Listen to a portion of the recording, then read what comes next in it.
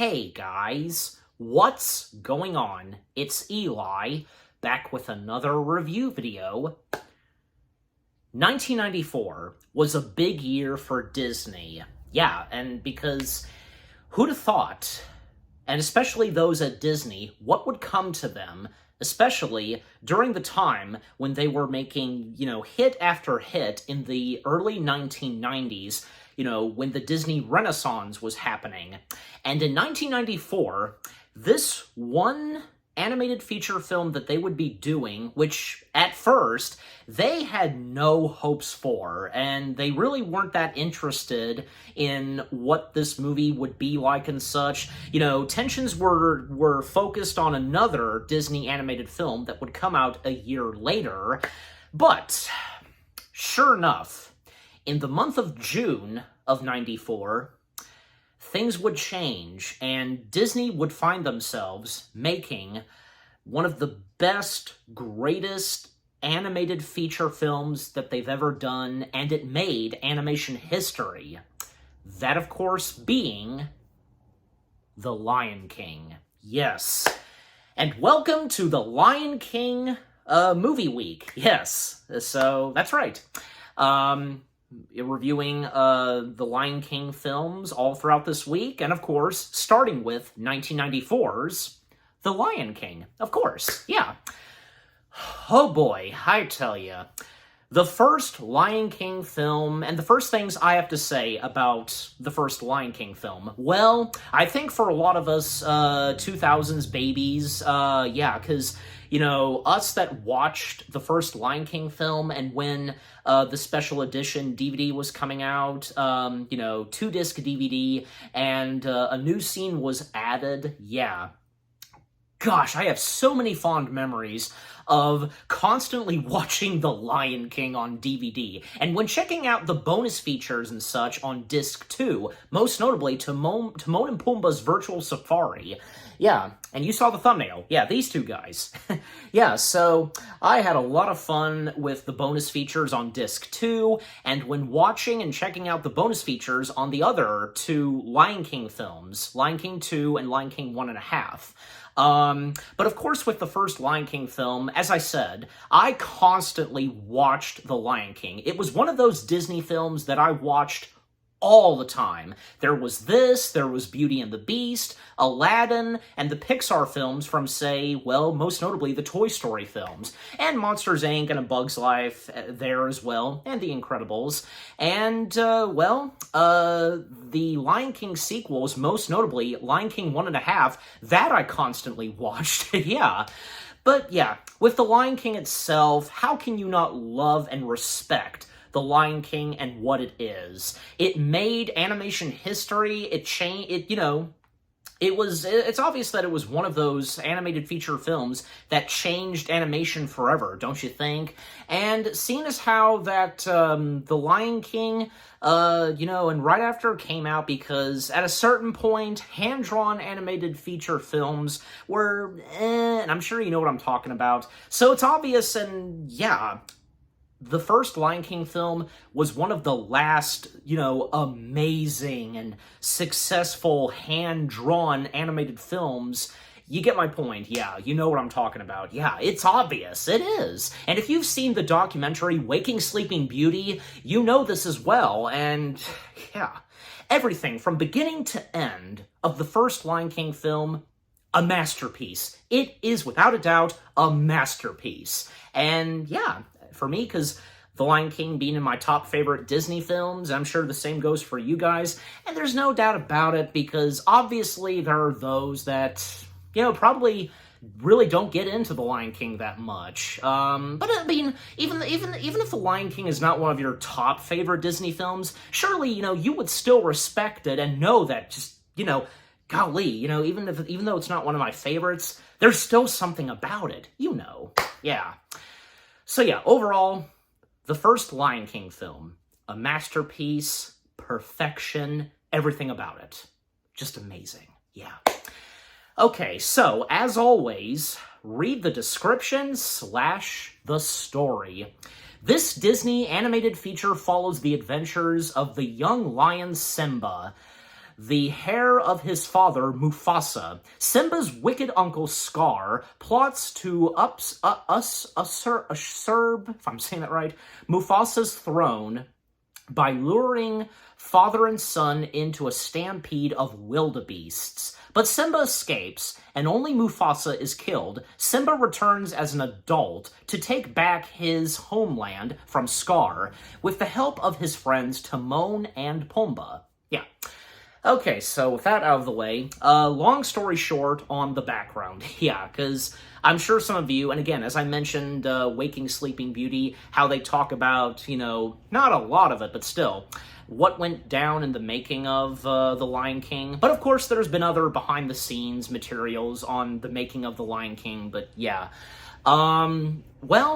Since the late 1980s, Disney was starting to get on a roll, making some successful animated films, and this is like right after, say, The Great Mouse Detective, and when their next upcoming features like Oliver and Company, Who Framed Roger Rabbit, and The Little Mermaid were about to step in the picture.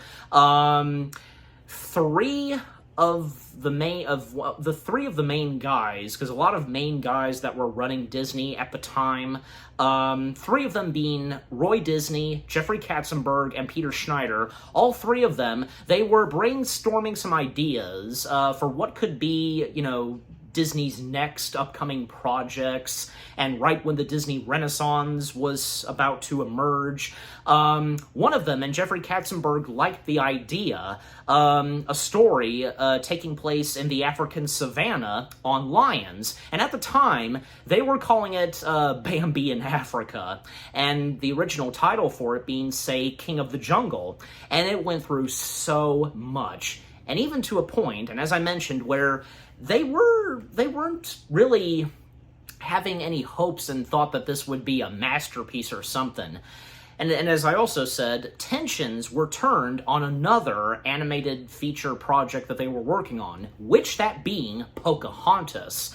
All of that attention was turned on Pocahontas, and Katzenberg stated that Pocahontas is going to be their own West Side Story, but not really, I get it, but still, no, not even close. So, basically, when it came to working on both Pocahontas and The Lion King, A-Team was working on Pocahontas while B-Team of animators, the A-Team animators doing Pocahontas while the B-Team animators work on The Lion King. Even one of the top best animators, Andrea Steja, he wanted to work on The Lion King, especially since, he loved The Jungle Book and, any of those Disney animated films with talking animals. And yeah, I think that's another thing because, because this being an all-star animal cast of characters and all of them talk, well, yeah, and also at that time, and when it came to The Lion King, Katzenberg was getting way out of hand, and the thing of, who was to be the next Walt Disney? There was Katzenberg, Michael Eisner, and Roy Disney, and Katzenberg was trying to be like the next Walt Disney, and, basically his face was everywhere promoting The Lion King, and, hey guys, come see what me and my team are working on. Oh yeah, I'm responsible for this, oh jeez, yeah, because if you know the history of Katzenberg and his involvement in Disney, well, it's obvious that there were some good things that came from Katzenberg while he was at Disney, but most of the time, not quite good. Yeah, because of his behavior and, him running the studio, the animation and such, and you can tell that Katzenberg, really loved and cared for the animation side, yeah. But after The Lion King was complete, and even after, say, the unexpected passing of Frank Wells, and how Katzenberg wanted to take the position that Frank Wells had, and not even caring, and just over the passing of Frank Wells. I'm sure he was sad about it, but still, jeez. And it was that point where, they just couldn't give the position that Katzenberg wanted. Yeah, Eisner and Roy. And again, after the premiere of The Lion King, not long after, Katzenberg resigned from Disney, and as we all know, after that, well, he would cross paths with Spielberg and Geffen, and we know what those three would create, and from there on. Yeah, anyways. But more on The Lion King because, with its background, well, when it came to, like, say, its directors, Roger Allers was there from the beginning. However, before Rob Minkoff, there was George Scribner, and he had worked with Disney before, and things were not looking quite good between Scribner and Allers.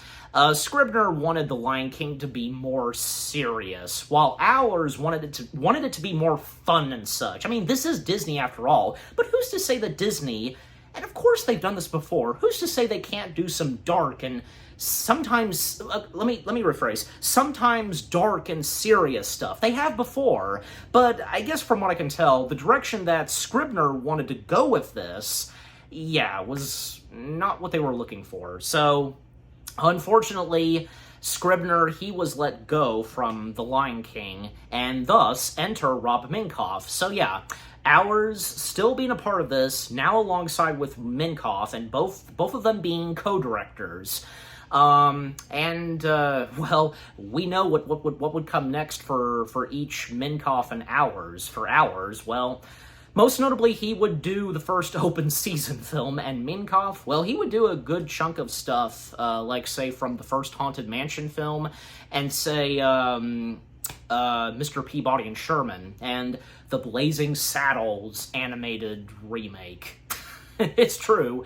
Anyways, and when it came to, say, writing the songs and music, well, enter Hans Zimmer, Elton John, and Tim Rice. And especially for Tim Rice, this is after he had worked and helped out with the rest of the songs and lyrics for Aladdin after the sad passing of Howard Ashman, and, thus Tim Rice collaborated with Alan Menken to finish the rest of the song and lyrics for Aladdin, most notably A Whole New World, and finishing some lyrics that, unfortunately, Ashman didn't finish on, along with Menken, but yeah. So yeah, after Aladdin, Tim Rice was brought on board to work alongside with legendary musician Elton John to do the songs and lyrics, and for Hans Zimmer, well, him doing the music and score. And we all know some of the, just a buttload of films that Hans Zimmer has done the music and scores for. Just, oh my gosh. Yeah.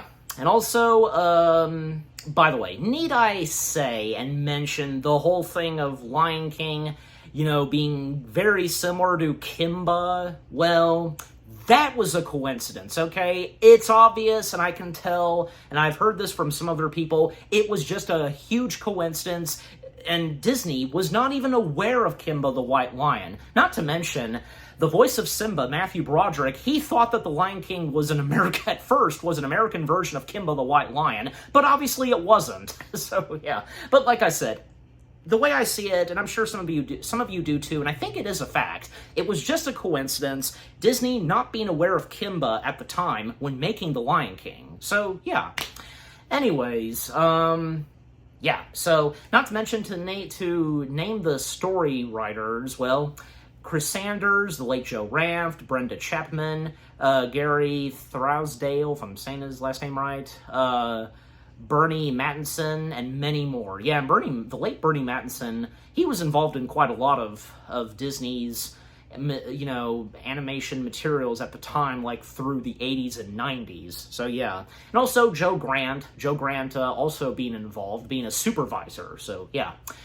Yeah. And also, overall, because with the movie coming out, how much of a huge impact it left, and, being one of the best animated films worldwide, that whole thing, yeah. Alright, so with some background out of the way, getting into the film itself, yeah, because, well, the opening to this movie, if not one of the top best openings in any Disney animated feature film. In my mind, I think, there's There's the opening to The Hunchback of Notre Dame. Oh, because I tell you, how can you not get a kick out of the opening to The Hunchback of Notre Dame with that chorus and those bells, I tell you.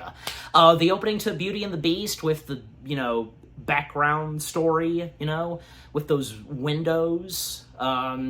Or say, the opening to, Atlantis, The Lost Empire, that's another good one. Or the opening to the first Lilo and Stitch film, that's another good one. Not to mention that some of them, most notably Lion King, Beauty and the Beast, and Lilo and Stitch, we don't see the opening, logos, the titles of the movies, because they come in a little bit later, after What the Heck Goes On. You get my point. Yeah, it's amazing. It really is. I like that sometimes. And what Disney has done in some of their, animated features. But the opening to The Lion King, fantastic, because, the presentation and the birth of a new lion cub, Simba, is happening. All the animals arriving and approaching Pride Rock, and one of the first songs being The Circle of Life.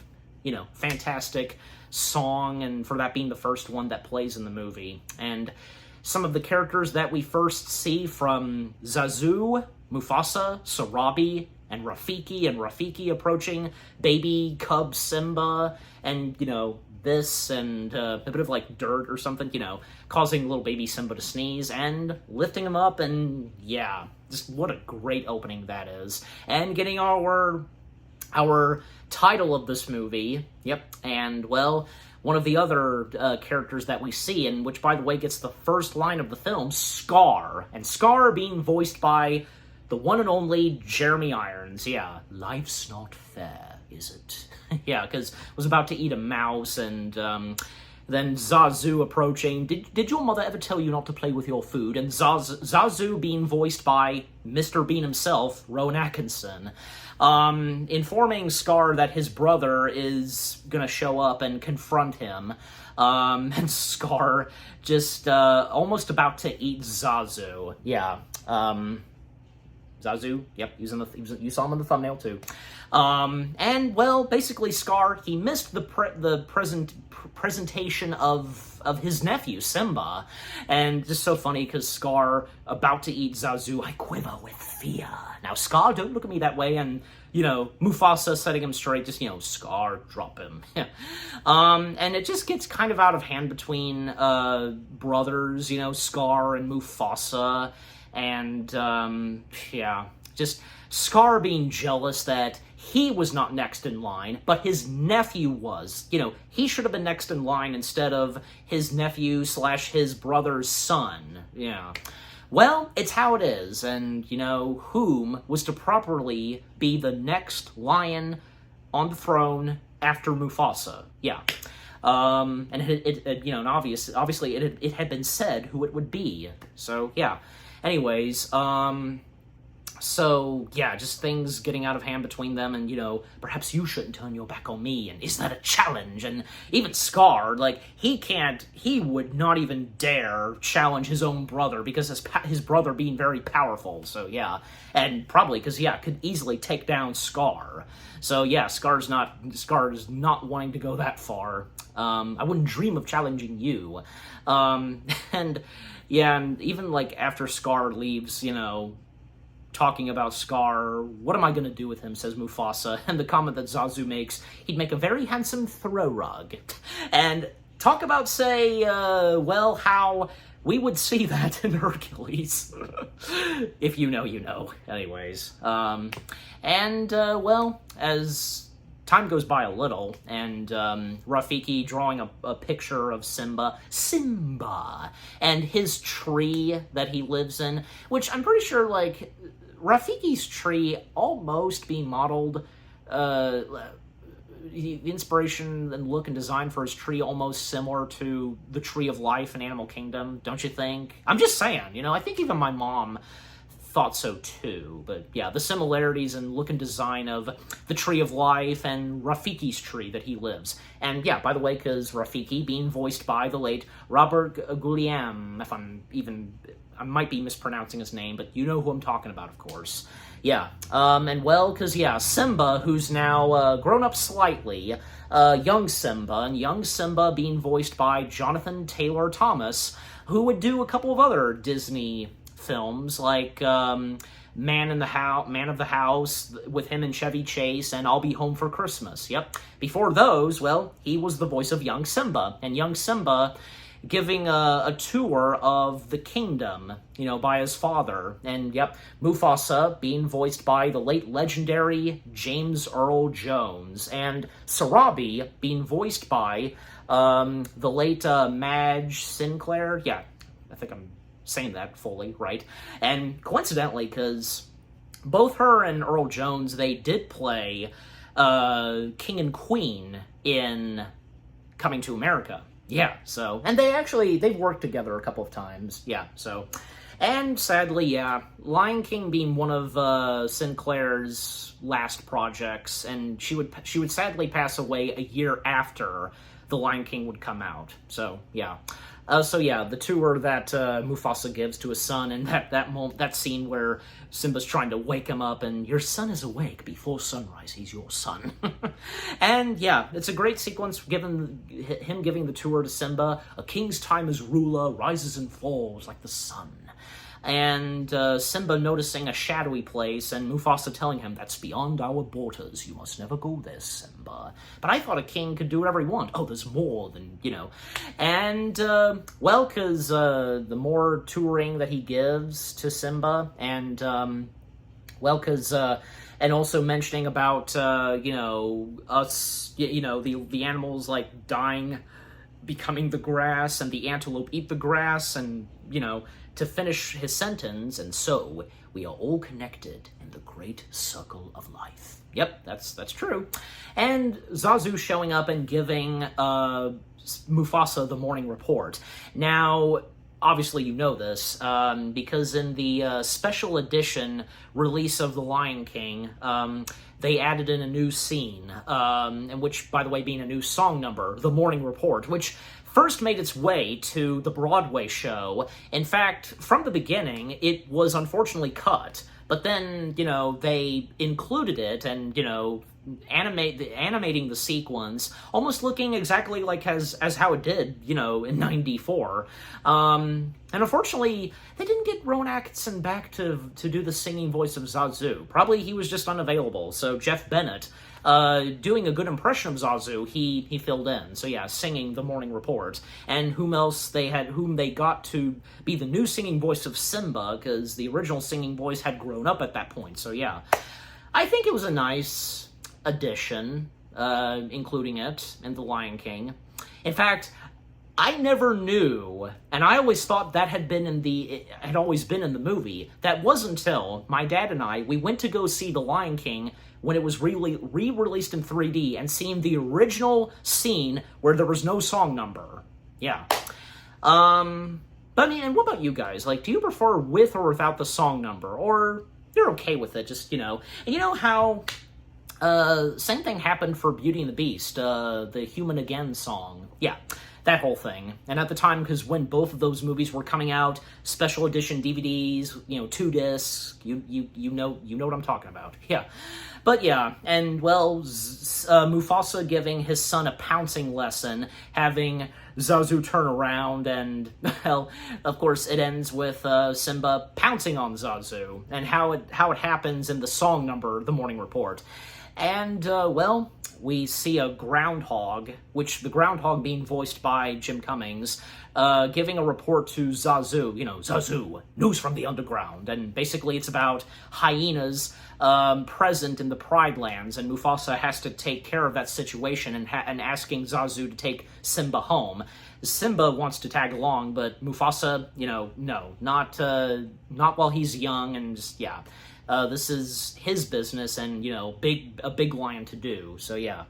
And then the sequence where Simba interacts with his uncle, and, man, what a great villain and a manipulator Scar is. Manipulating his own nephew and being jealous that, his nephew is going to take over the throne and not him, and Simba telling his uncle about his dad giving him a tour of the kingdom and mentioning about, well, Simba can't go beyond the borders, and Scar agreeing. However, what Scar mentions to Simba, and by manipulating him, that only the bravest lions can go there, and mentioning an elephant graveyard, and Scar knows, and Simba being too young and naive, like Simba, he's wanting to go there, yeah. And Scar promising Simba that this is between them, and, it's our little secret.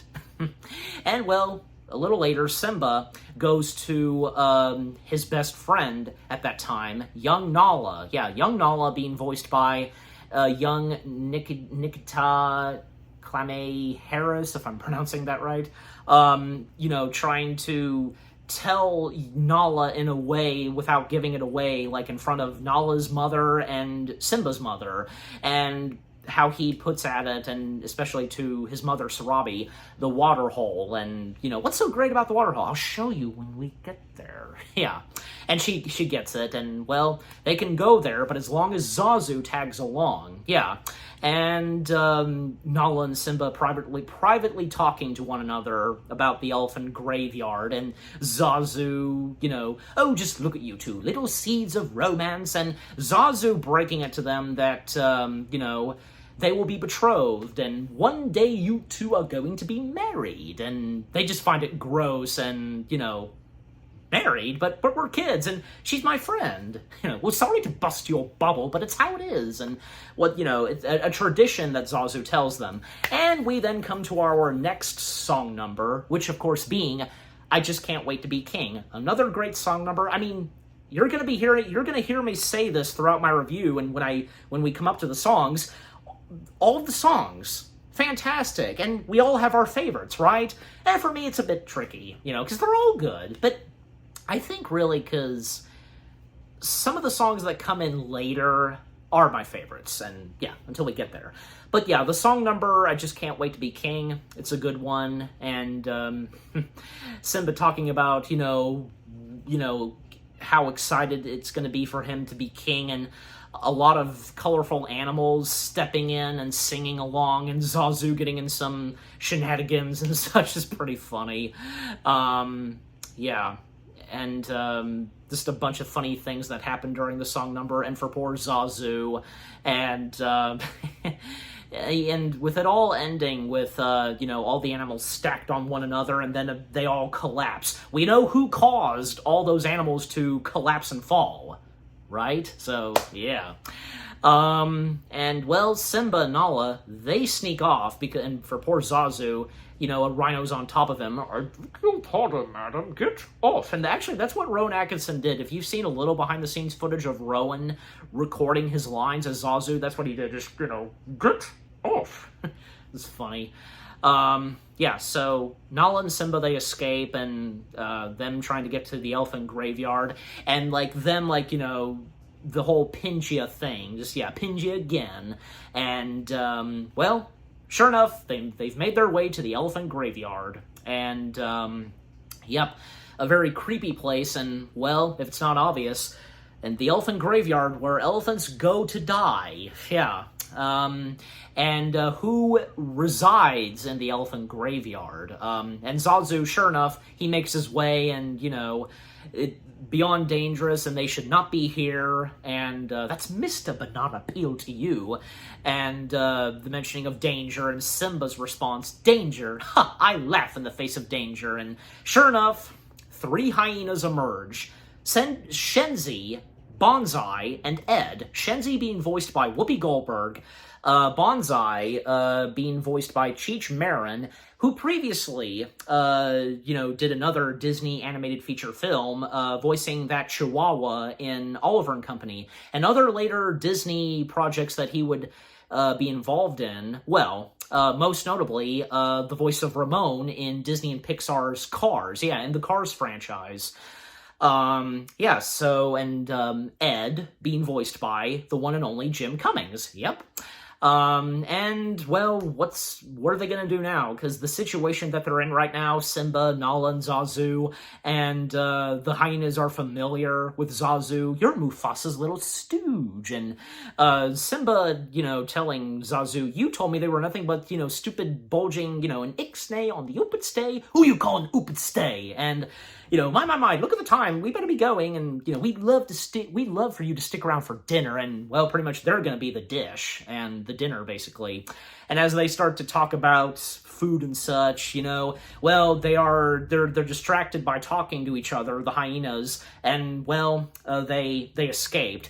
Well, not quite, because they got a hold of Zazu and, the birdie boil, and then Simba and Nala, coming back to them, and why don't you pick on someone your own size, like you? Oops. And that chase that happens in the elephant graveyard, and, Simba and Nala running for their lives, and even when Nala is, grasping, she's struggling, trying to climb and such, and Simba coming to Nala's aid, scratching on Shenzi's face, and at one point they are cornered and they're trapped, and when the hyenas show up, and Simba trying to be brave and roar at them, until when it seems like he let out a big roar, but nope!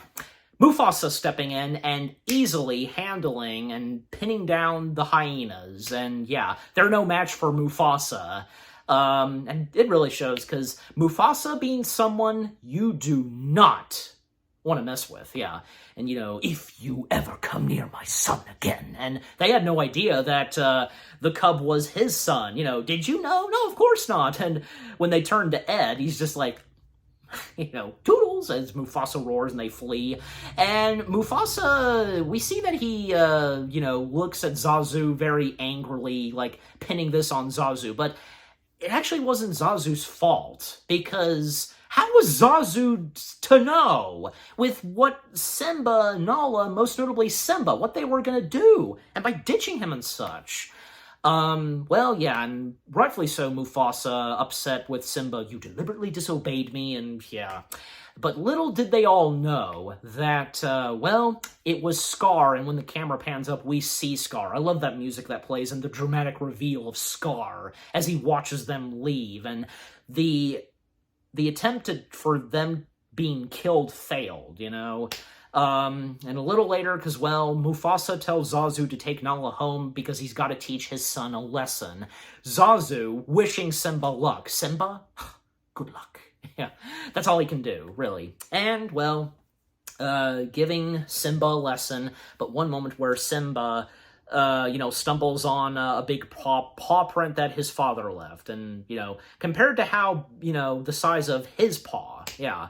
And Mufasa, in the best way ever, just setting his son straight, telling him that he deliberately disobeyed. What's worse, he put Nala in danger. But Simba, he knows what he did, and he was just really trying to be brave like his dad. And, Mufasa's response is, I'm only brave when I have to be. Simba, being brave doesn't mean you go looking for trouble. And it starts to turn out fine, and things escalate, pretty quick, and, and even when Mufasa tells him that he was afraid, he was scared, and, well, Simba saying that you're not scared of anything. However, he was today because he thought that he might have lost his son.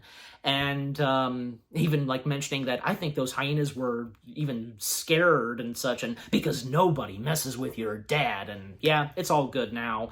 And, just great music and them just having fun. And then when it comes to, Simba saying and asking Mufasa, we're pals, right? And we'll always be together. And Mufasa, great dialogue right here, and from James Earl Jones, let me tell you something that my father told me. Look at the stars. The great kings of the past look down on us from those stars. So whenever you feel lonely, just remember that those kings will be there to guide you. And so will I. So good. And with the music right there, just, yeah. And when we come back to the hyenas, well, because going on about, what the heck happened to them, and, commenting on lions, and, they're ugly, and Scar showing up, and surely not all us lions are, bad and such. And, yeah, because, the hyenas, just, you're one of us, you're our pal, and I see, and, when I hear that name Mufasa, I just, get the shit, like, the tingling, or just however Shenzi says it, Mufasa, ooh, do it again, yeah, and even when, poor Bonsai, because how wounded his bottom is, and Ed laughing about it, yeah, and Scar brought them something to feast on. Did you bring us something to eat, Scar, old pal, buddy? Did you? I don't think you deserve this, and you couldn't even dispose of them. And well, we come into our next song number, and if it's not one of the top best Disney villain song numbers, right? Because yeah, them questioning Scar, like, what are we supposed to do? Kill Mufasa? Precisely.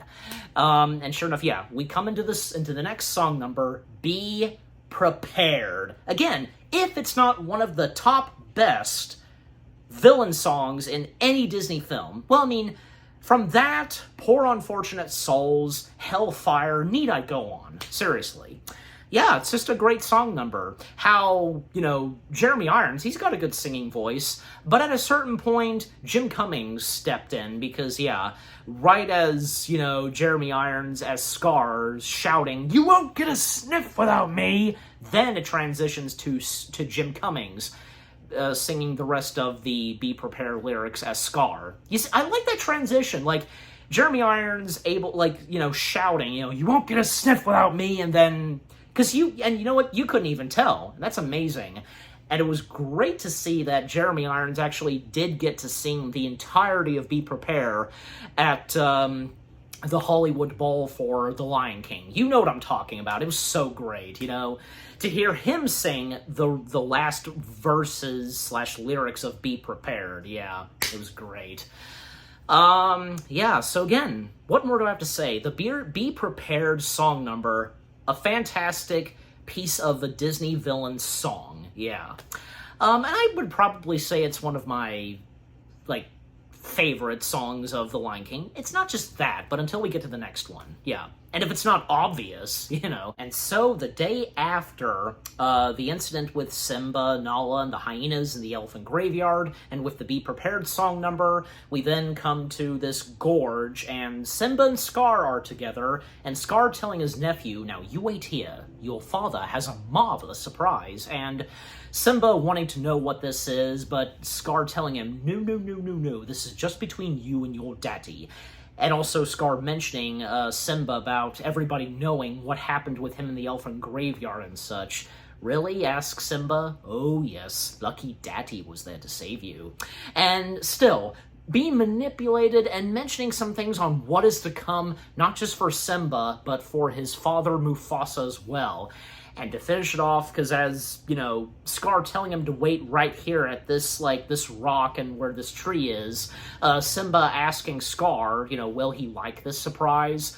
And Scar's response being, "Simba, it's to die for." Oh, God. And, well, and it's amazing because when the camera pans, and we see, up top, we see a herd of wildebeests, and the hyenas there, Bonsai, he's... he can't help himself but just wanting to bite on a wildebeest, but Shenzi telling him that, wait until Scar shows up, and yeah, that's the signal, and thus they do their thing, and whatever it is they're going to do to the wildebeests, and thus, yeah, Scar showing up, and there he is. Let's go. Yeah, I love that. I love how Shenzi says that. And, even Scar told his nephew that he should probably practice his roar, and saying, little roar and such. And Simba trying to do so, and when, a little gecko shows up, and, yeah, trying to roar at it, but he did let out a big roar and such, but because he's a cub, how it sounds, and that caused an echo, and, well... he sees on the ground some, little, stones and rocks, moving, and, because we enter in the wildebeest stampede sequence, if not one of the top best sequences to come from this movie. Yeah, and with Hans Zimmer's score, and the fact that the wildebeest herd, not only being, hand-drawn, but there's computer to it as well, and I think even still to this day, And alongside with, say, what was done in Beauty and the Beast, the ballroom sequence with the Beauty and the Beast song number, how, that famous shot of the camera panning around the ballroom, the ballroom, and even, like, say, Belle and Beast, like, them being computer and such, and with hand-drawn being incorporated to that, and the same goes for the Wildebeest Stampede. Amazing! And again, I think, to both of them, even, say, when they were doing that with some of the early films in the 1990s, using a bit of computer and such, still to this day looks amazing, don't you think? Yeah, so, again, the Wildebeest Stampede sequence, fantastic and so intenseful. The running of the Stampede herd, and, because seen as though that it's really the hyenas that they were responsible for this, not Simba. And how slowly but surely Scar is attempting to frame Simba, but still murder him, and informing Mufasa, because just so happens Mufasa, along with Zazu, they happen to be there, and noticing that the herd is on the run, finding that odd, says Mufasa, and yeah, Scar coming in, and, you realize the fact that Scar and Mufasa only shared just, like, 2 scenes together. Well, at the start, where Mufasa confronts him about missing the presentation of Simba, and when it comes to the Stampede sequence, that's it. And same goes for the live-action remake, yeah. But aside from, like, say, a little bit of, the Lion Guard and Mufasa the Lion King, anyways. And Mufasa, Scar, and Zazu on the run, and I love because where Zazu flies down, and when he finds and spots Simba helplessly on a tree, and Mufasa, hold on, Simba, and running to Simba's aid, and Zazu panicking, what do we do, Scar? I'll go back and inform the Pride Rock lions and such, the lions, that's what he's gonna do, but Scar knocking him out, and just, yeah. And unfortunately, Zazu being unconscious, and he doesn't see what happens next and what Scar does. Scar observing, we see one shot of him observing, and, well, Mufasa struggling and doing whatever it takes to save and to get his son out from the herd, and even after doing so, being, nudged by the wildebeests, and, yeah, Mufasa climbing, and Simba making his way, and when he would see his father again. And, well, when Mufasa is struggling, and when he makes his way right where Scar is, and, begging for him to help him, Scar, brother, help me, and Scar, just the look he has, and, and just, oh, man, and the music, how it sounds, and then Scar looking at him dead in the eye and just saying, long live the king. The look on Mufasa's face, it gets a bit dark, and focusing on his eyes, and Mufasa's death. Now that we come to that, and, well, the shots of Mufasa falling, him screaming, Simba shouting no, and then when the wildebeest stampede is finished, but with the exception of one last wildebeest running, and when Simba making his way, and when he happens to hear that one wildebeest and passing by, and then Simba spotting something on the ground and from a tree branch, and, well, we see the lifeless body of Mufasa. Jeez. That sequence with Mufasa's lifeless body, if not one of the most saddest moments in any Disney material. Like, there's that, and, say, Bambi's mom. Yeah, of course I had to mention it. Yeah. But, yeah. And the music and score accompanying that scene with Simba trying to wake up his dad, and nothing's happening, and just, what more do I have to say? Just so emotional right there. And, well, sure enough, Scar stepping in, and, because, yeah, Scar asking his nephew, what have you done? And, Simba saying that he didn't mean to, and Scar confronting him and comforting him, just, no one means these things, but the king is dead, and if it weren't for you, he'd still be alive. Oh, what would your mother think? And God, how manipulative he is towards his own nephew. And Simba asking, what is he going to do now? And Scar, in response, run.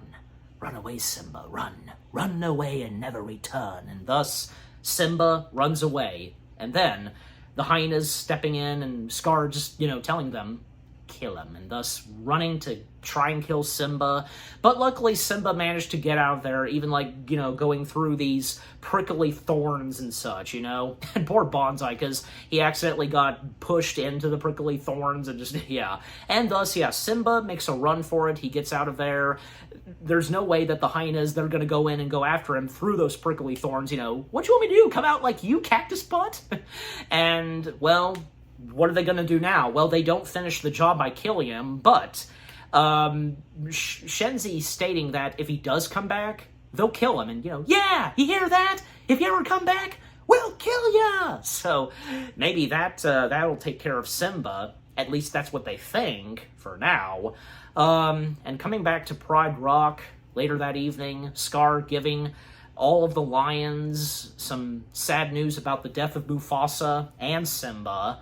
And, well, Scar telling them that it is with a heavy heart that I possess the throne, yet out of the ashes. And right as he says that, well, we see shadows of hyenas, and Scar telling them, the dawning of a new era in which lion hyena come together in a great and glorious future.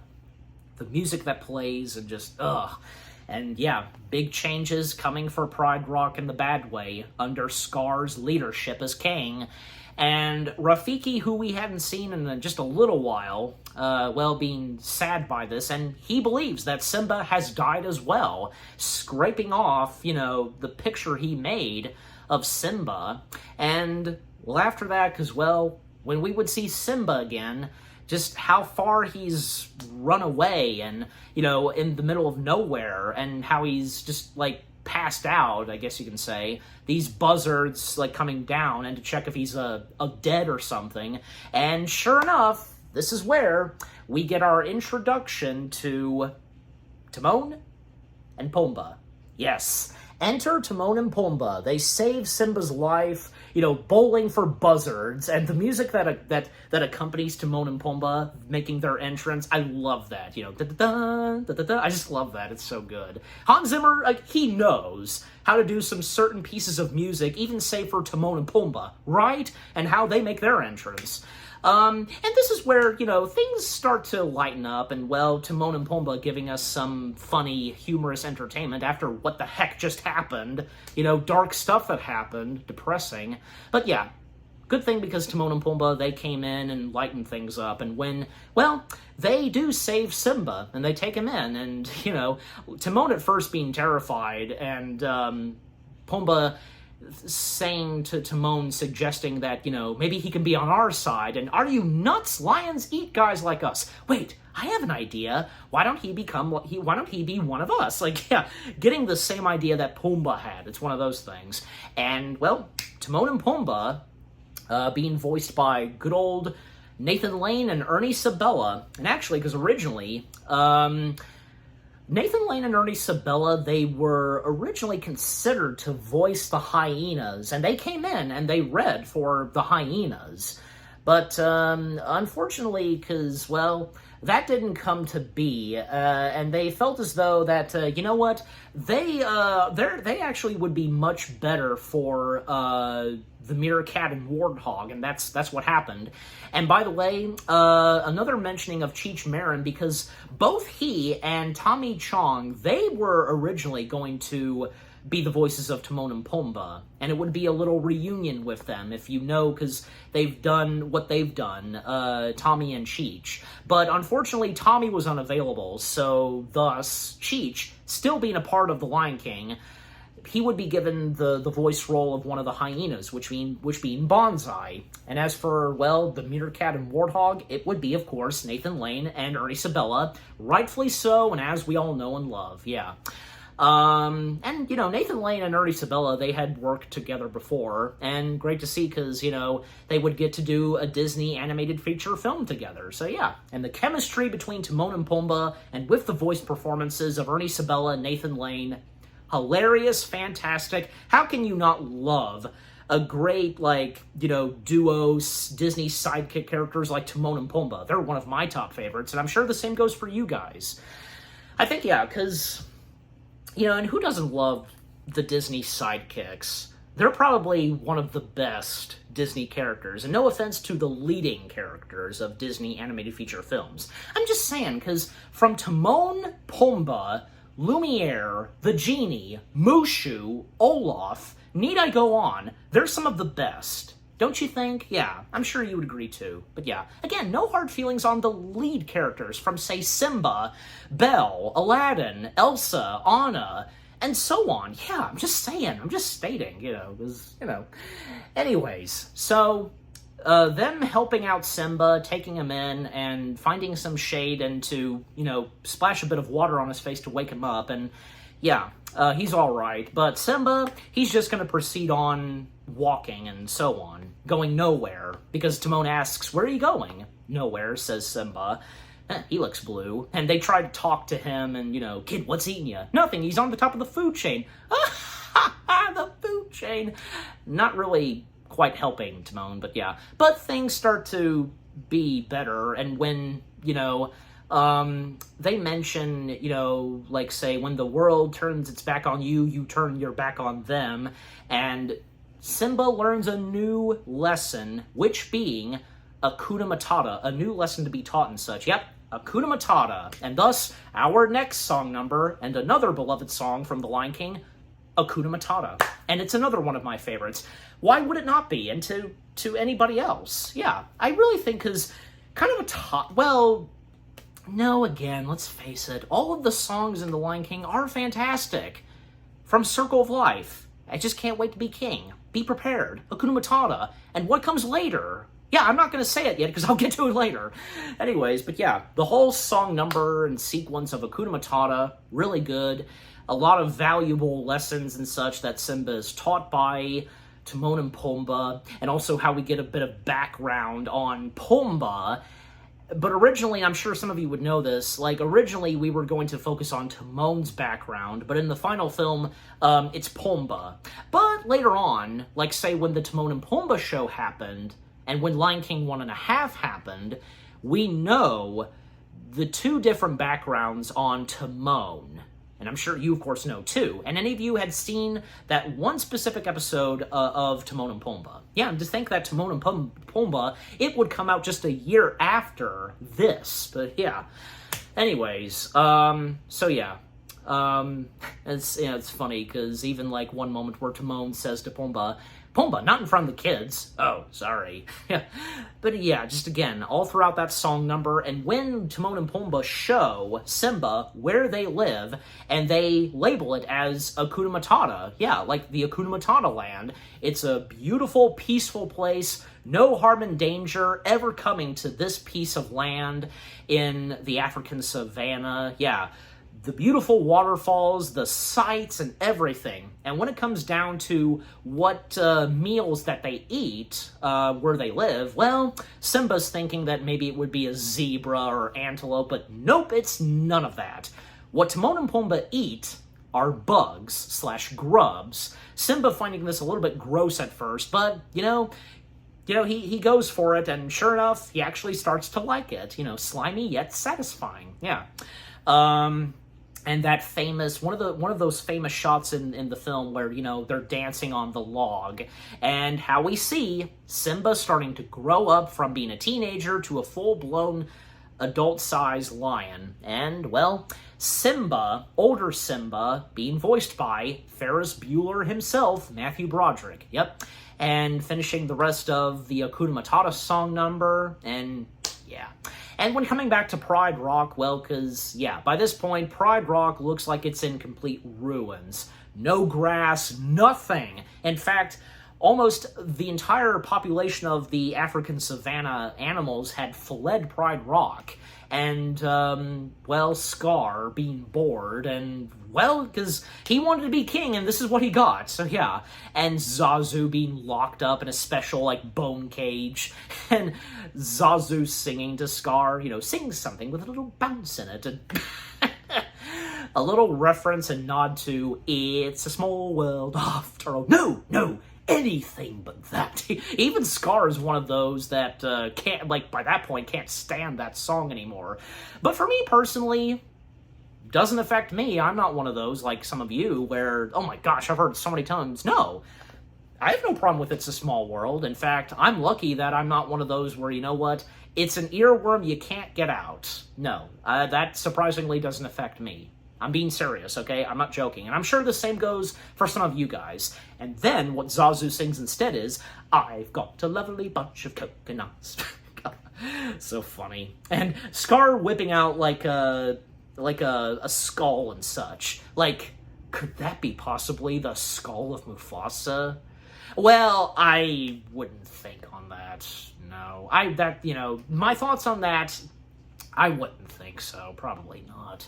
Not to mention, because I can't forget to mention this, how The Lion King is inspired by Shakespeare, Hamlet. You know this. Not to mention a couple of Bible stories that would also be the inspiration for The Lion King, like one of them being most notably Moses. Yeah.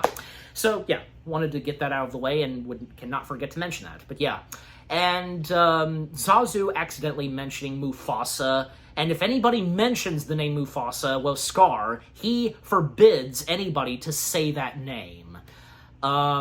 And, well, the hyena's stepping in and telling Scar that there's no food and no water, and, it's dinner time, and we ain't got no sticking entrees. It's the lions' job to do the hunting. Yeah, but they won't go out and do anything. And Scar telling them to, eat Zazu, but Zazu just, oh, no, you wouldn't eat me. Just, yeah, thankfully he doesn't get eaten. And then Bonsai making a comment to the other two hyenas, I thought things were better under Mufasa. What did you say? I said I said que pasa? Because Shenzi quickly nudging him to say something differently, and yeah, que pasa? And, good, now get out. Yeah, but we're still hungry. Out! Ed laughing. And then when we come back to the Hakuna Matata location, we hear, it's in the evening time, and we hear a loud burp, and that came from Simba. Whoa, nice one, Simba, says Timon. Thanks, says Simba. Man, I'm stuffed. Me too, I eat like a pig, says Pumbaa. And Simba saying, Pumbaa, you are a pig. And then Pumbaa pointing out, like, what are they in the sky? Timon saying that they're fireflies, but do they not know stars? No offense to Timon and Pumbaa, but seriously. And, well, Simba knowing something about these stars, and, well, what his father told him. Somebody once told me that the great kings of the past look down on us from those stars, watching over us. Timon and Pumbaa, finds that funny and such, but it's not really a laughing matter, especially for Simba. And he, walks off, and, well, and it's obvious, we can tell that his father's on his mind. And Timon and Pumbaa kind of feeling worried and, bad for Simba. Was it something I said? Says Timon. Not that he intentionally meant to, just, And Simba collapsing and, these flowers blooming, they start to fly. And, yeah, can't get away from this now that I mention it, because the whole thing of people say that those flowers spell sex, but actually, and according to Disney, from what I've heard, I'm sure you've heard of this too, they actually spelled SFX. I mean, could people not tell the difference with an F and an E and how they look? I even know that the same goes for, say, in a couple of other, animation materials, say, Beauty and the Beast. If you know, you know. But, okay, surely it's supposed to spell SFX, right? Come on, I'm just saying, that's stupid. But anyways. So, and because after what happened with Simba causing these flowers to fly and such, well, a little later, they make their destination to where Rafiki lives, and he can sense this, and that's when he finds out that Simba is alive, and he's all happy and joy, and just, on the drawing that he scraped, of Simba, well now, drawing a mane, and, it is time. Yep, the time has come for Simba to be king. And when coming back to the Hakuna Matata location, Pumbaa and Timon, they're singing "In the Jungle, the Lion Sleeps Tonight." Pumbaa gets distracted by a grub. Timon is left alone, singing the rest of it, and notices that, where's Pumbaa? And Pumbaa trying to go after the horned beetle? Yeah. Same kind of breed of bug that Dim is in A Bug's Life, yeah. And so, the rhino horned beetle, I think, that's the correct way to say it, but yeah. And sure enough, well, Pumbaa happens to notice, and when that bug flies away, there's a lion about to go after Pumbaa. And yeah, a little chase between Pumbaa and the lioness, and Pumbaa reaching to Timon and, she's gonna eat me! I've seen a little bit of that behind-the-scenes footage of Ernie Sabella and Nathan Lane recording their lines at that scene. It was really funny, so yeah. And Timon saying, "Why do I always have to save your ah?" We get the joke. And sure enough, Simba stepping in, saving his two best friends. But when Simba finds out, and when that lioness pins him to the ground, he realizes, Nala? Is this Nala? And it is. And Nala, adult Nala, I should say, being voiced by Maura Kelly, and whom, before being in The Lion King, she was also best known for being in, say, Chaplin. Yeah, so, and a bunch of other great materials that she's done. But, yeah, I think most notably, it's this and Chaplin that are two of her best-known films that she's been in. Yeah. So yeah, Nala and Simba are reunited. They recognize one another. Timon just the look he gives. He's completely speechless. Hey, what's going on here? And Simba introducing Nala to Timon and Pumbaa, introducing Timon and Pumbaa to Nala. And when Nala tells Simba that that everybody in the Pride Lands thought he was dead, and when Scar told them what happened, and when Nala tells Simba that he is king, and Pumbaa and Timon, they're just like, king? And let me get this straight, you're the king and you never told us? And then, well, Nala asks Timon and Pumbaa to give both her and Simba some privacy, a private talk, and yeah, that's what happens. How much Nala had missed Simba, and all that time believing that he was dead. But nope, he was okay. And how happy and relieved she is that he's okay, he's right there. And that's when, slowly but surely, some chemistry happens between each of them. Even Timon can sense this. And, well, that's when we come to our next amazing song number, Can You Feel the Love Tonight? Yep. And actually, fun fact, Timon and Pumbaa, well, Timon starts off singing the song, but originally they were supposed to sing the entirety of the song, but they felt as though that maybe this wasn't right. So that's when, yeah, from the start and at the end of it, Timon and Pumbaa, they do sing it, yeah. But the song number / sequence, Can You Feel the Love Tonight, it's a really good one. And, well, because the chemistry and what happens between Simba and Nala, beautiful animation and the funny stuff that they get themselves into, and it all ends when, yeah, they really start to fall in love instantly, and yeah, the lick that she gives to Simba, that romantic stare, yeah. Ooh, getting very hot. But anyways, and yeah, Timon and Pumbaa finishing it, and with Lion King 1.5, we all know, yeah, and feeling as though that their pack is doomed. Yeah, it's just down to 2. So our trio's down to 2. So, and after that, well, because Nala tells Simba that disaster has struck on the Pride Lands, and Scar's leadership and him being king, not so great. Letting the hyenas be a part of the Pride Lands, and yeah, there's no food and water. Everything's gone downhill in the Pride Lands. And Simba, he can't go back. He just can't bear to go back and be king because of what happened in the past for him when he lost his father. Not telling this to Nala, and it just gets out of hand between both of them. And when Simba walks off and kind of feeling a bit insulted by Nala, you're starting to sound like my father. Good, at least one of us is, how she says it, and yeah.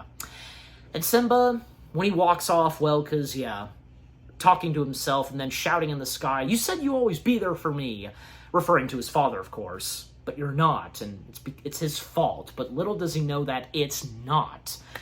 And sure enough, enter Rafiki. Rafiki steps into the picture to help out Simba. And, when you realize this, that young Simba, he never got to interact and meet with Rafiki. The first time he got to see and meet Rafiki was when he was first born, in the opening sequence of The Circle of Life. That was it. But up until when Rafiki goes to Simba, Simba has no idea who he is. But, when Rafiki, funny, stuff that Rafiki does, a squash banana, and telling Simba that, you are Mufasa's boy, and correction, I know your father, and telling Simba that his father is technically alive, and having Simba follow him, and love that music, and Simba trying to get through branches and trees, and hearing Rafiki's laugh, and then, stop! Look out there. And we come to this pool of water, and where is Mufasa? Well, Rafiki having him look in the reflection of the pool of the water, and, he only sees himself, but Rafiki telling him to look harder. And thus we see a reflection of Mufasa. And Rafiki telling Simba, you see, he lives in you. Yep, very true. And, well, enter Mufasa's ghost. And that scene where, Mufasa shows up in the clouds, telling Simba to look inside of himself, and, you had forgotten me, you are more than what you have become, you must take your place in the circle of life, and great music that plays, and with a bit of chorus. It's just amazing! How can you not get into this? And Simba just feeling as though that, he's not who he used to be, and so on, but Mufasa setting him straight that, you are my son, and the one true king, remember who you are. And thus that's what Simba has to do. And by the way, because when Mufasa disembarks, in the original version, there were no clouds, because, no, please don't leave me, that shot in the special edition, we do see some clouds. You know what I'm talking about. I wonder what's up with that, because either one is fine. I'm sure you guys would probably feel the same way, but anyways. And then Rafiki stepping back in, and, what was that? The weather? Very peculiar, don't you think? And, well, because, mentioning about the winds changing, and Rafiki, change is good, and Simba saying, yeah, but it's not easy, and that's a fact. It's not always easy, and Simba, saying that he know what he has to do, but going back means he'll have to face his past. And Rafiki hitting Simba on his head with his stick, and, it doesn't matter, it's all in the past. Yeah, but it still hurts, says Simba. And the best piece of advice and the quote that Rafiki says, oh yes, the past can hurt, but the way I see it, you can either run from it, or learn from it. Best piece of dialogue, best piece of advice, without a doubt. It's a fact. And surely you guys would think so too. And almost about to hit him and just, you see? So what are you going to do? First, I'm going to take your stick, just to toss it aside so he can go. And that's what happens. And he's going back. And the music that plays in the chorus and Rafiki, woo! Just and then we come back to Timon and Pumbaa. By that point, because they had been asleep, Nala approaching them, waking them up, scared by the sight of Nala. Just, don't ever do that again. Carnivores. Oy. Timon and Pumbaa. Again, how can you not love Timon and Pumbaa? Again, great sidekick characters, a great Disney duo. Need I go on? So again, Nala waking up Timon and Pumbaa, asking if they've seen Simba, but no, they haven't, and neither has she. And then Rafiki stepping in and telling them, you won't find him here. The king has returned. And Nala knows what Rafiki means, but Timon and Pumbaa, they're puzzled, and, who's the monkey? Because Rafiki had, quickly showed up and then disappeared. And, Timon and Pumbaa asking Nala, who's the monkey, and then about Scar, and, the monkey's his uncle, that whole thing, and Nala setting them straight and telling them, Simba has gone back to challenge his uncle to be king and such, and Timon and Pumbaa just Oh, they get it now. And that one shot where Simba's running in the desert and the music that plays, yeah. And up until when he's finally returned home and seeing what a drastic, dreadful sight the Pride Lands have become, and seeing Pride Rock, and sure enough, Nala stepping in, I laugh in the face of danger and such, and, well, Timon and Pumbaa have also tagged along, and they're by Simba's side, and, at your service, your Majesty, and we're with you till the end, and yeah. And thus, them proceeding on some more to the Pride Lands and near Pride Rock, and, well, seeing the sight of hyenas, and we know, of course, and especially since The Lion King 1.5, how much Timon hates hyenas. And, well, in order to distract those group of hyenas, well, Timon and Pumbaa are the bait, and what do you want me to do? Dress a dragon, do the hulu? And that's what happens. Yep, that quick song number, that Timon and Pumbaa have, and Timon dressing up as a hula dancer and Pumbaa being the dish, it's so funny. And yeah, sure enough, because the hyena's chasing after them, and we know what happens in Lion King 1.5, anyways.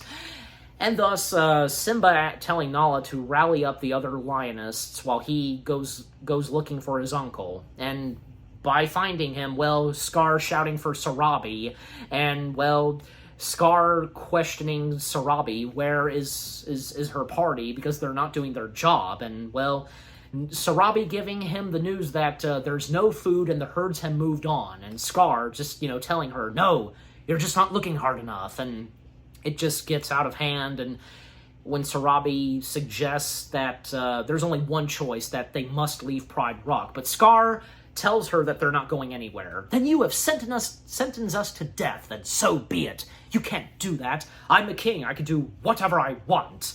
If you were half the King Mufasa was, and that triggered Scar, and I'm 10 times the King Mufasa was by swatting at Sarabi, and of course this angers Simba.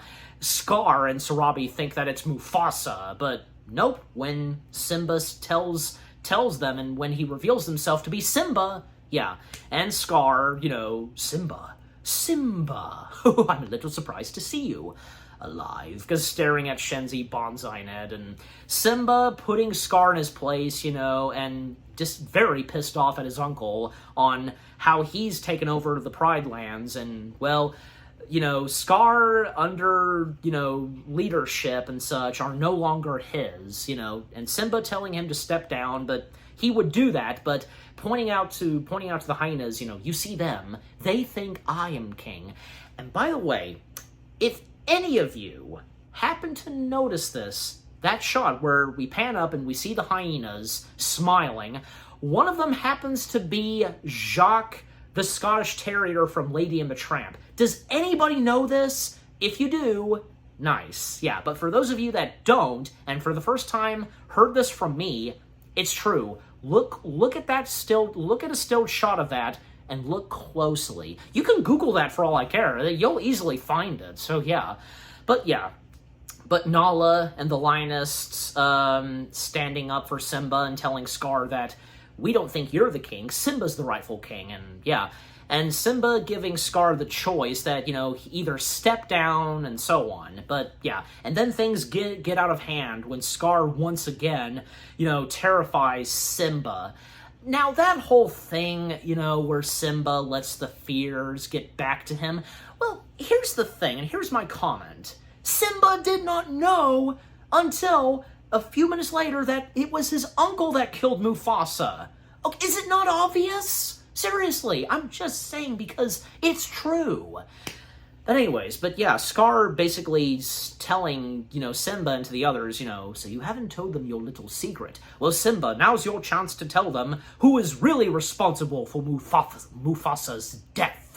And Simba is saying that I am. And Sarabi and Nala, they're shocked by this. And Sarabi just upset and asking her son, it's not true. Tell me it's not true, and Simba saying it's true. You see, he admits it, says Scar, and then him saying, murderer.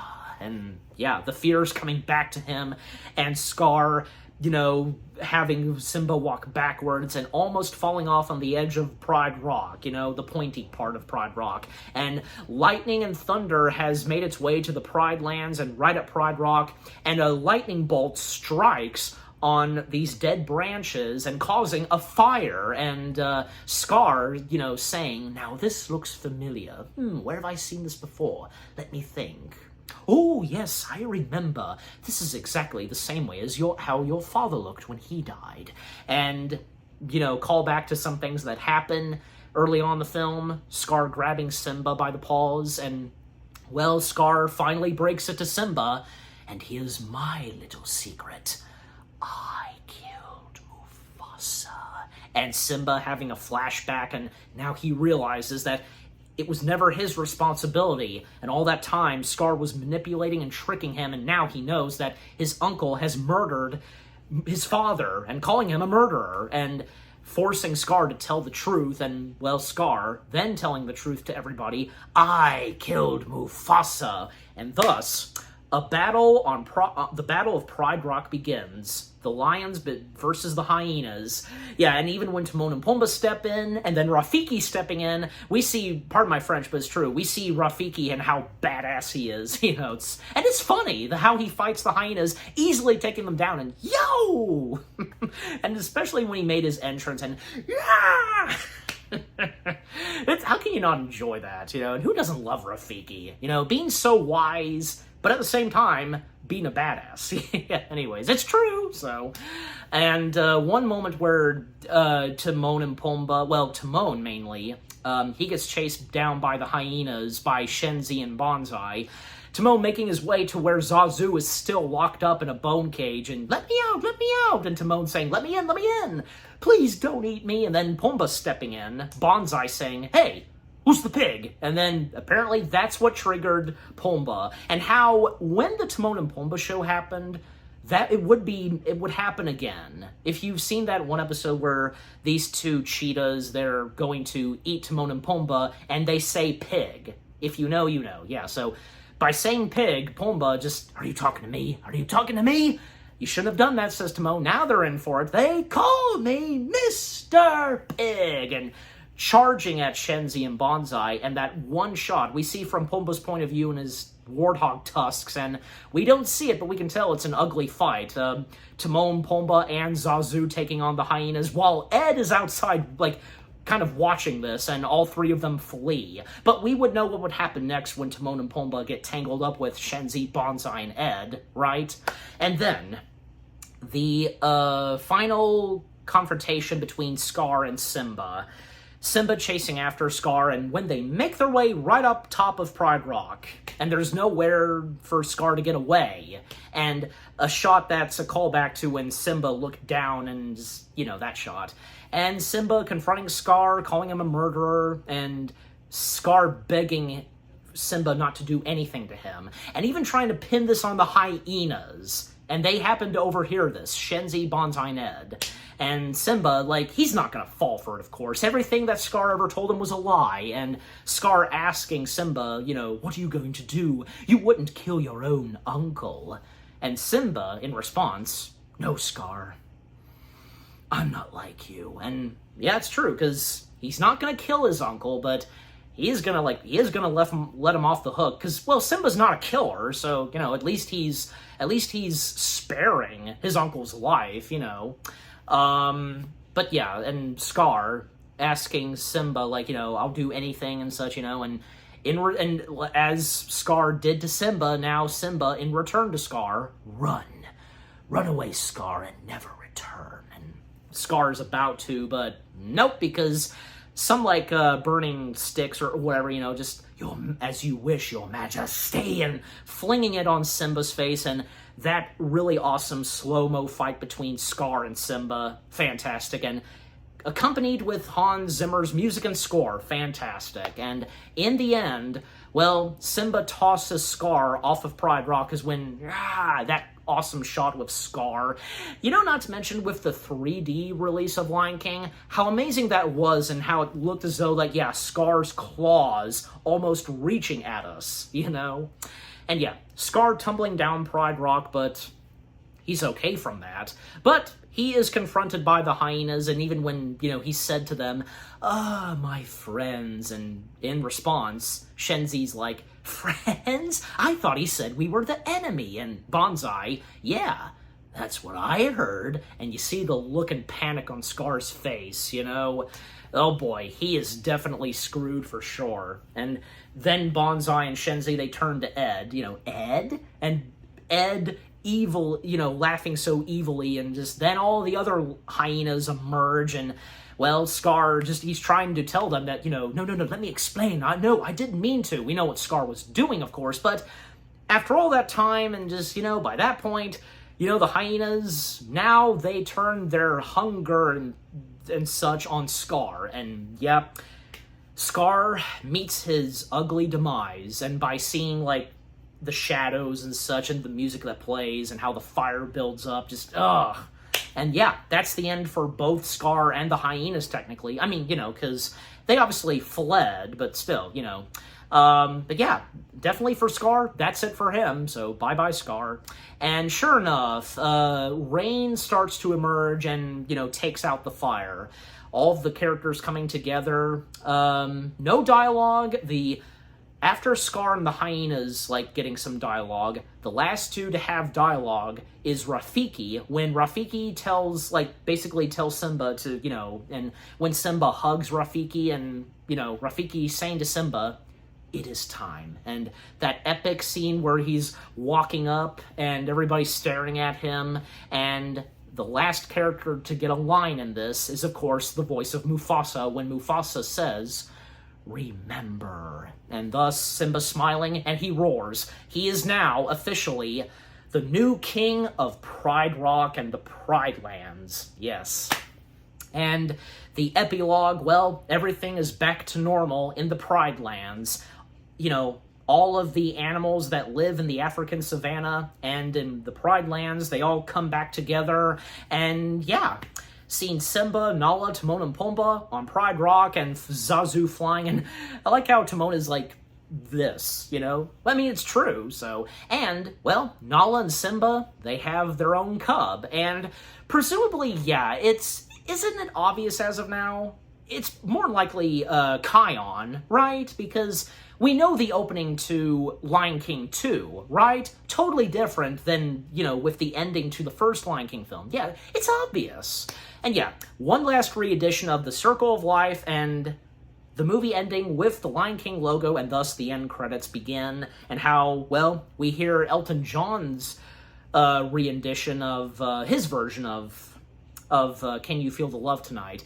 And, you know, because that's another thing, because the songs in the movie, in the film, the songs in the film, the film's version of two of its songs, Circle of Life and Can You Feel the Love Tonight, having different lyrics. Like, I can think most notably of The Circle of Life, because in the movie, you know, like, say, it's the circle of life, and it moves us all, that. But with Elton John's version, you know, still, you know, it's the circle of life, and in his version, it's the wheel of fortune. Yeah, it's still good. I mean, Elton John's versions of say, Circle of Life and Can You Feel the Love Tonight, with some different lyrics here and there, still good, right? I'm just saying, you know.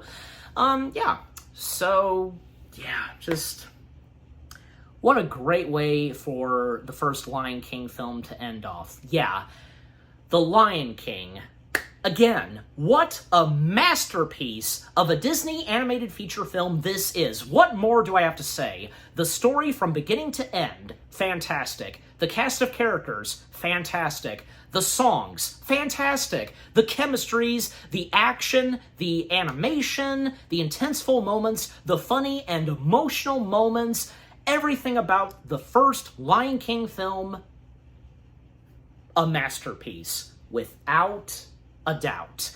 And I'm giving The Lion King 10 out of 10 stars. Is it not obvious? Yes, 10 out of 10 stars for The Lion King. What more do I have to say? Perfect in every way, or as Mary Poppins would say, practically perfect in every way. Yeah, it's down to the last minute detail, as What's-in-Face from The Boys would say. That being a meme, so yeah. And what about you guys? What do you think of the first Lion King film itself?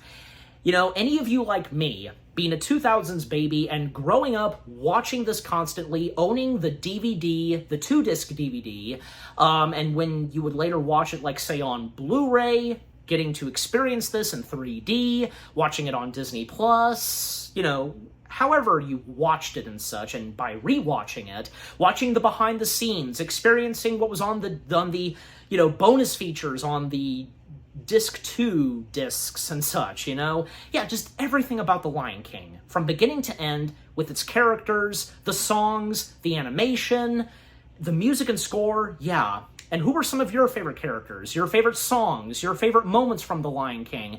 And any of you, you know, experiencing some Lion King materials, like, say, at the Disney parks or playing video games, just everything about The Lion King, yeah. Overall, what do you think of The Lion King itself, and with what I've had to say, my review, and yeah, what did you think of my review? Leave comments, and give this review video a like, as always. And so, with all that being said, thank you very much for watching. I hope you guys enjoyed my review of The Lion King. More review videos are coming your way. They're going to be awesome. Keep looking forward, and I'll see you guys in the next video / review. And, well, The Lion King movie week has just begun. You know what's next, and for later tonight, yeah, stay tuned. Take care, happy anniversary to the first Lion King film, and peace out. Hakuna Matata.